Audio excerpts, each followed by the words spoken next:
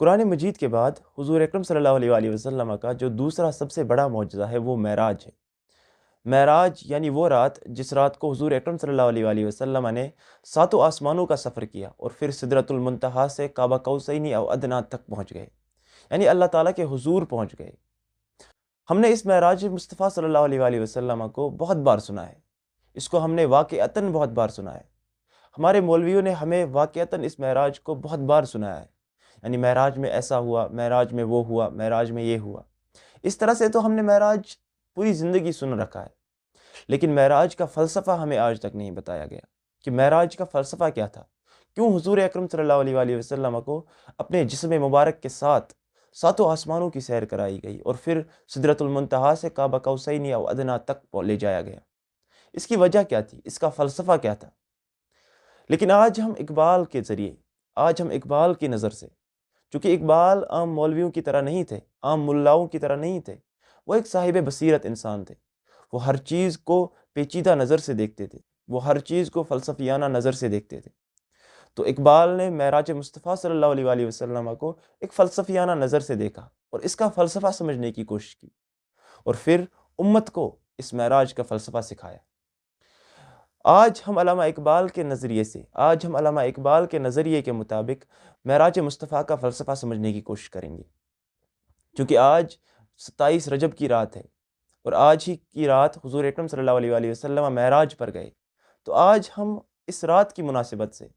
اس مقدس رات کی مناسبت سے، آج ہم علامہ اقبال کی نظریے سے معراج مصطفیٰ کا فلسفہ سمجھنے کی کوشش کریں گے کہ اس کے پیچھے کا فلسفہ کیا تھا۔ تو اقبال نے جو معراج مصطفیٰ سے فلسفہ سیکھا ہے وہ ایک اہم فلسفہ ہے، وہ ایک اہم پیغام ہے، بندگی کا ایک ایسا مقام جس کو اقبال نے سمجھا ہے اور جس کو اقبال نے خود اپنے الفاظ میں بیان کیا کہ میں نے یہ فلسفہ صرف معراج مصطفیٰ سے سمجھا۔ اور اس معراج مصطفیٰ کے فلسفے کو علامہ اقبال نے اپنے کلام میں بہت جگہ علامہ اقبال نے اس کو واضح کیا ہے۔ کئی جگہ علامہ اقبال نے تو ضرب کلیم میں تو علامہ اقبال نے اس پر ایک پوری نظم لکھی ہے، اور اسی طرح بال جبریل میں علامہ اقبال نے اس کا تذکرہ کیا ہے، جاوید نامہ میں اس کا تذکرہ کیا ہے۔ تو آج ہم انہی میں سے کچھ اشعار سے علامہ اقبال کے اس فلسفے کو سمجھنے کی کوشش کریں گے اور سمجھیں گے کہ علامہ اقبال نے معراج مصطفیٰ سے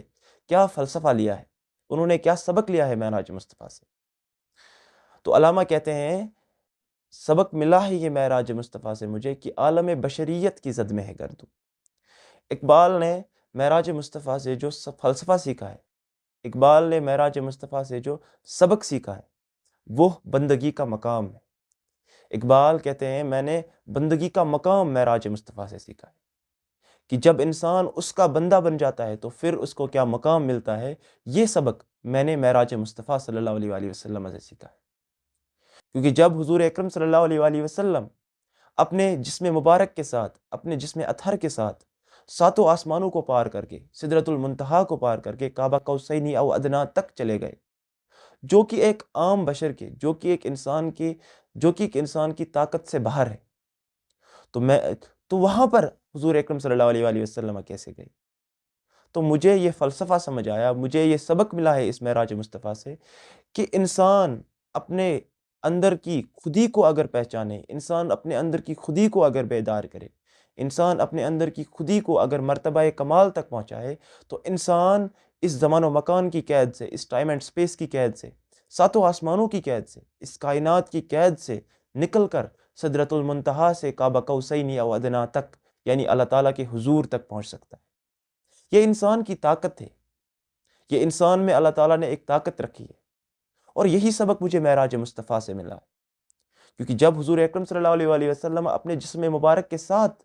ان ساتوں آسمانوں کو پار کر کے، اس ٹائم اینڈ سپیس کی، اس زمان و مکان کی قید کو پار کر کے، اس سے نکل کر جب حضور اکرم صلی اللہ علیہ وآلہ وسلم قاب قوسین او ادنیٰ تک چلے گئے، تو مجھے یہ سبق ملا کہ جب انسان اللہ تعالیٰ کا بندہ بن جاتا ہے، جب ایک انسان اس کا بندہ بن جاتا ہے، تو پھر اس میں وہ قوت آ جاتی ہے، اس میں وہ طاقت آ جاتی ہے کہ وہ اس زمان و مکان کی قید کو چیر کر کے، اس سے نکل کر کے پھر وہ اتنے بلند مقام تک پہنچ سکتا ہے، پھر وہ لامکان کا سفر کر سکتا ہے۔ یہ سبق مجھے معراج مصطفیٰ سے ملا ہے۔ اقبال کہتے ہیں تاوک ہے مسلمہ ہدف اس کا ہے ثریا، ہے سر سرا پردہ جان نقطۂ معراج۔ علامہ کہتے ہیں کہ معراج مصطفیٰ صلی اللہ علیہ وآلہ وسلم سے مجھے یہ سبق ملا ہے کہ اگر انسان کے اندر، اگر ایک مسلمان کے اندر جذبہ عشق پیدا ہو جائے، حضور اکرم صلی اللہ علیہ وآلہ وسلم سے محبت کا جذبہ پیدا ہو جائے، اگر مسلمان کے اندر اللہ تعالیٰ سے محبت کا جذبہ پیدا ہو جائے، تو وہ معراج کر سکتا، تو وہ بھی معراج پر پہنچ سکتا ہے، وہ بھی اس لامکان، وہ بھی اس زمان و مکان کی قید سے نکل کر لامکان کا سیر کر سکتا ہے، وہ بھی اس زمان و مکان کی قید سے نکل کر عرش معلیٰ تک پہنچ سکتا ہے، وہ بھی پھر اللہ تعالیٰ کا دیدار کر سکتا ہے اگر اس کے سینے میں، اگر اس کے دل میں عشق الہی ہو، عشق رسول اکرم صلی اللہ علیہ وآلہ وسلم ہو۔ تو یہ سبق مجھے معراج مصطفیٰ سے ملا ہے۔ اور پھر کہتے ہیں تو مانیے ون نجم نہ سمجھا تو عجب کیا ہے تیرا مد و جزر ابھی چاند کا محتاج۔ اقبال کہتے ہیں کہ اے مسلمان، مجھے اس بات سے کوئی تعجب نہیں ہو رہا کہ اگر تو ون نجم کا مطلب نہ سمجھا، اگر تو ون نجم اذا ہوا کا مطلب نہ سمجھا، تو مجھے اس بات سے کوئی تعجب نہیں ہے۔ کیوں؟ کیونکہ تو ابھی بھی اس مادی دنیا کی قید میں پھنسا ہوا ہے، تو ابھی بھی اس مادی دنیا کو دیکھ رہا ہے، تیری نظر تو اس مادی دنیا سے باہر جا ہی نہیں رہی، تو ابھی بھی کہتا ہے کہ وہ دیکھو چاند، وہ دیکھو ستارے، تو یہاں سے اس ستارے کو دیکھ رہا ہے، تو یہاں سے اس چاند کو دیکھ رہا ہے، اور پھر کہتا ہے کہ وہ چاند اتنا دور ہے، وہ ستارہ اتنا دور ہے، تو ابھی بھی اس مادی دنیا کی قید سے باہر نہیں نکلا۔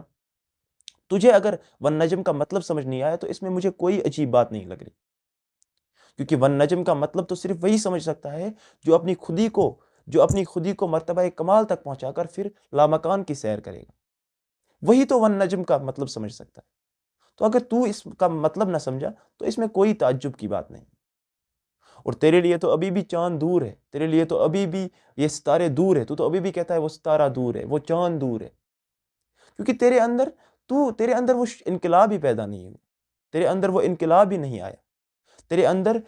جذبہ عشق پیدا ہی نہیں ہوا، تیرے اندر محبت الہی کا جو جذبہ ہے وہ پیدا ہی نہیں ہوا، تیرے اندر محبت رسول کا جذبہ پیدا ہی نہیں ہوا، تو نے اپنی خودی کو مرتبہ کمال تک پہنچایا ہی نہیں، تو کیسے ون نجم کا مطلب سمجھ سکتا ہے؟ تو تیرے لیے تو پھر بھی وہ چاند دور رہے گا، تیرے لیے تو یہ ستارے پھر بھی دور، ہمیشہ دور ہی رہیں گے، کیونکہ تو کبھی اس کمال تک پہنچا ہی نہیں کہ تو ان کو چیر کر کے، تو اس زمان و مکان کی قید سے باہر نکل کر کے، تو اس ٹائم اینڈ سپیس کی قید سے باہر نکل کر کے لامکان کی سیر کرے، تو ابھی اس کمال تک پہنچا ہی نہیں۔ تو اقبال نے جو معراج سے فلسفہ لیا ہے، معراج کا جو سبق اقبال نے ہمیں دیا ہے، اقبال نے جو معراج سے سبق سیکھا ہے وہ یہی ہے کہ بشریت کی بندگی کا مقام یہ ہے کہ جب انسان اللہ تعالیٰ کا بندہ بن جاتا ہے تو پھر اللہ تعالیٰ اس کو لامکان کی سیر کراتے،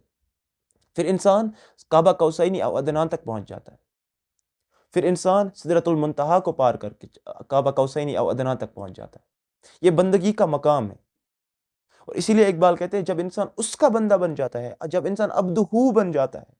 اس کا بندہ بن جاتا ہے، تو پھر انسان کو یہ مقام ملتا ہے کہ وہ معراج کرے، کہ وہ لامکان کی سیر کرے، وہ سدرۃ المنتہا تک چلا جائے، وہ کعبہ قوسین او ادنیٰ تک چلا جائے، وہ اللہ تعالیٰ کا دیدار کر سکے، تو پھر انسان کو یہ مقام ملتا ہے جب انسان اپنے اندر، جب انسان بشریت کے مقام کو سمجھتا ہے، جب انسان اپنے خودی کو مرتبہ کمال تک پہنچاتا ہے، یہ بندگی کا مقام ہے، اور یہ فلسفہ ہے جو اقبال نے معراج مصطفیٰ سے سیکھا ہے۔ تو ہمیں بھی اس فلسفے کو سمجھنا چاہیے، ہمیں بھی ضرورت اس بات کی ہے کہ ہم معراج مصطفیٰ کو صرف واقعتاً نہ سمجھیں بلکہ اس کا فلسفہ سمجھنے کی کوشش کریں، اس سے جو سبق ملا ہے وہ سمجھنے کی کوشش کریں، اور اپنی خودی کو بیدار کریں، اپنی خودی کو مرتبہ کمال تک پہنچانے کی کوشش کریں، اپنے اندر روحانی کمالات پیدا کرنے کی کوشش کریں، تاکہ ہمیں بھی اللہ تعالیٰ اس زمان و مکان کی، تاکہ ہم بھی اس زمان و مکان کی قید سے باہر نکل سکیں اور پھر لامکان کی سیر کر سکیں، ہم بھی اللہ تعالیٰ کا دیدار کر سکیں۔